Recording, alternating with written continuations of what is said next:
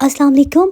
New potato corns की आज हम रेसिपी लेके आए हैं। ये झटपट से बन जाती है, ना तो आटा गूंदने की ज़रूरत है और ना ही आपको इसमें मांडा पट्टी वगैरह की ज़रूरत होगी। आलू की फिलिंग देखिए, एक स्पेशल ट्रिक की वजह से इस तरह से फिल की गई है कि हल्की सी भी बाहर नहीं निकली। इसका क्रंच देखें कितनी ज़बरदस्त है। इसे बनाने के लिए 2 टेबलस्पून हमने ऑयल डाला। हीट को बिल्कुल लो रख रहे हैं। यहाँ पे बंद गोभी पतली पतली हमने कट कर ली है और ये 1 कप भर के है। 2 से 3 मिनट तक बिल्कुल लो हीट पे इसे भून लेने के बाद हमने हीट को ऑफ कर दिया ताकि नीचे की सतह पे ना लगे। एक बड़ी चारी मिर्च हम चॉप करें, आप चाहें तो 2 हरी मिर्ची भी इसमें डाल सकते हैं। एक दरमियाने साइज़ का टमाटर, इसका छिलका उतारिए। नमक आधी चाय की चम्मच से थोड़ा कम। चिली फ्लेक्स ये बहुत तीखे वाले हैं इसलिए हमने 1 खाने वाले चम्मच से थोड़ा सा कम डाला। इसे अब भून लेते हैं। साथ ही हमने बिल्कुल लो हीट दोबारा से ऑन कर लिए। इसमें सफ़ेद या काली मिर्च 1 चाय की चम्मच शामिल कर लें। यहाँ पे आलू को हमने उबाल लिया था और इसे छोटे छोटे क्यूब्स में चॉप करते हुए कट कर लिया ना। अब इसे साथ साथ मिक्स करते जाएंगे। हीट को बिल्कुल जैसे चावलों को दम देते लो रखा जाता है ना, उस तरह से रखेंगे ताकि ये सब्जियों की सभी नमी को अपने अंदर जज्ब कर ले, ख़त्म कर दे। चम्मच से थोड़ा थोड़ा आलू को मैश कर लिया। बेकरी से आलू समोसे की शीट्स आपको आसानी से मिल जाएंगी। इसमें अजवाइन और ज़ीरा डाल के ना आटे से गूंदा जाता है। ये रोल शीट्स की तरह नहीं होती।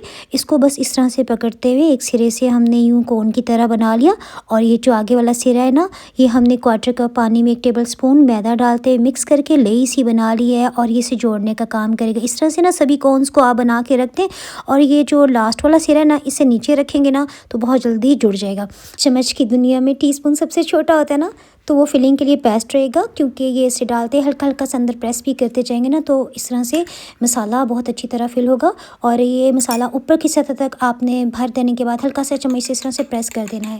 अच्छा, यहाँ पे अगर आप इस कोन को उल्टाते हुए अंडे में डालेंगे ना तो मसाला नीचे गिर जाएगा। इसका ये हल है कि चम्मच की मदद से हमने इस तरह से ना इसके ऊपर की सतह पे अंडे की कोटिंग कर ली और उसके बाद स्पैचुला की मदद से इसके ऊपर की सतह पे हमने ब्रेड क्रम्स लगा दिए।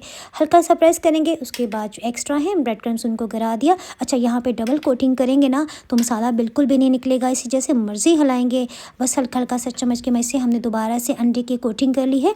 इसी तरह दोबारा से ब्रेड क्रम्स भी हमने लगा दिए। सबसे नीचे जो तिकोनी है ना लेयर, इसमें से भी ऑयल अंदर ना जाए तो अंडे में डिप कर लेने के बाद ब्रेड क्रम्स में हमने कोट कर लिया।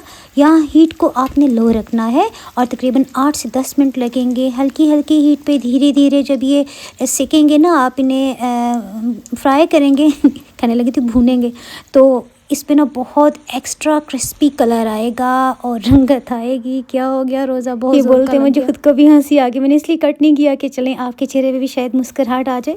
सहर और अफ्तार की दुआओं में इस नाचीज़ को याद रखिएगा। फिर मिलेंगे मज़ेदार सी रेसिपी ब्लॉग के साथ। उस वक्त तक के लिए अल्लाह हाफिज़।